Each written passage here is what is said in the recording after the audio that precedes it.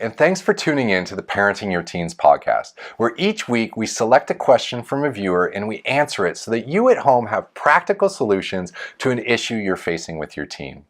Now, today's question comes from my practice, and this is one that I get from time to time and is really frustrating for parents. I mean, honestly, every issue you're facing with your teen is frustrating for parents, but this one for some reason just really frustrates them. I think because it speaks to how little we have as far as the ability to control what our kid does. So this is all about motivation. So I got asked this week, how do I motivate my kid to complete Now, usually that completion has to do with one of two things. It's either homework or chores, right? Some sort of task completion. Now, what I tell parents is this. Motivation is really tricky because motivation is not external. It's not based on, hey, I've got the best consequences, or I'm going to take all your stuff away, right? What that generally does is creates more conflict. The kid shuts down, pretends he doesn't care, and then whatever that thing that you took, which usually is the phone, video games, or keys, doesn't work anymore because that's the only leverage you have. So it's like law of diminishing returns, and you sort of exhaust the kid on that particular consequence. So what really motivates people and what motivates you and I is what we attach value to. So what we attach value to is going to encourage us to do that thing, right? If I like making a podcast, then I'm going to come to my office, I'm going to set up the lights, I'm going to devote all this time, I'm going to go through all the hassle and ins and outs, right? Because I value that. If you value your relationship, right? Your spousal or significant other relationship, then you're going to invest time into that. You're going to do the things necessary to develop and grow that, right? Now, if you don't value it, you're just not going to do anything because, quite frankly, you don't care.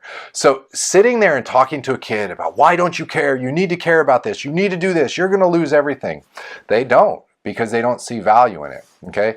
Now let's take an example of school, right? Because that's like the job for teens, right? That's what parents say. Going to school is your job. And teens say, well, I don't get paid for it, right? And you're like, well, you're right. But you still need to get ahead in life and make, a success out of yourself. So let's do that, at least initially, through the path of doing well in high school.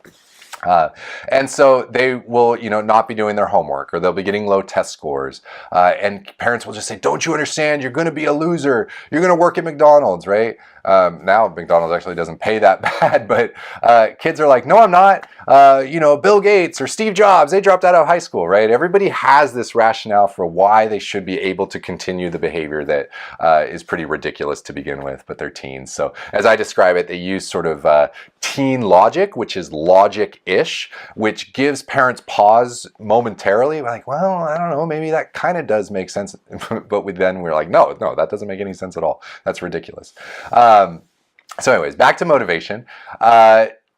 We have to find a way to attach value to the thing we want the kid to do, right? And generally that comes through some form of incentive. And I'm not talking about like a gold star chart that like, oh, you tied your shoes, now we're going to go, get a new video game. No, it's just using things that they already have access to, or maybe something that they want to do that doesn't have any cost associated with it, just so that they see that you're a partner and there's flexibility in your approach. And here's another thing. Explore with them like what future value could be, right? Not you have to do this because if not, you're going to fail. But hey, like what do you want your life to look like? Have you thought about what the future is going to be? Earlier podcasts I talked about remaining curious, right? Drawing kids in by trying to understand what they're really thinking and feeling about. This is a great opportunity to kind of layer in that technique on that as well.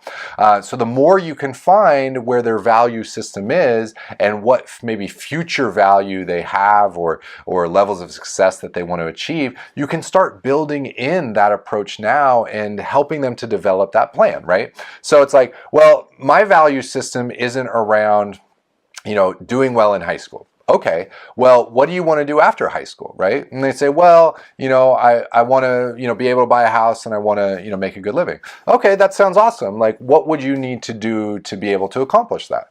Well, I don't know, right? It's like, okay, well, then let's spend some time just talking about that. Or maybe they're like, well, I need to get a good job. Okay, well, how are you going to go about getting a good job? Not, well, how are you going to get a good job if your grades are so low and nothing's ever going to work out and you're going to work at McDonald's? No, just, well, how would you do that, right? Exploring the rationale, right? Seeing what they attach value to. Now, over time, they'll probably tell you, right? Now, we got to worry about that logic-ish stuff that doesn't really make sense, but just kind of ignore that and just roll with it. Because again, the more they feel validated, the more they feel encouraged to share, the more they're going to receive your feedback. Anyways, motivation is really tricky. It's what we attach value to. So you have to try to find what that kid attaches value to, build some bridges if you need to through incentives and reward system, never going over the top and never spending money on that. Just using things they already have or activities that they want to participate in.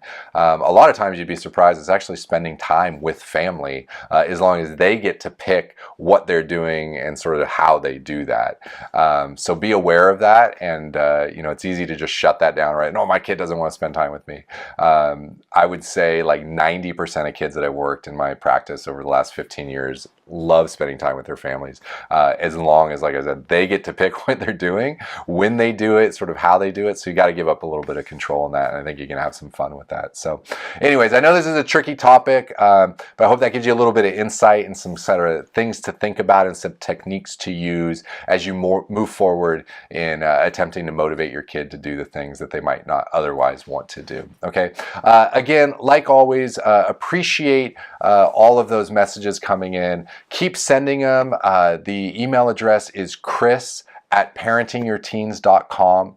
And if you want to get more information on how to end defiance and disrespect in your teen, check out the website parentingyourteens.com. There's free trainings and you'll learn a ton of valuable information on how to reach your goals with your teen. Again, thanks a lot for tuning in, and we'll see you next time.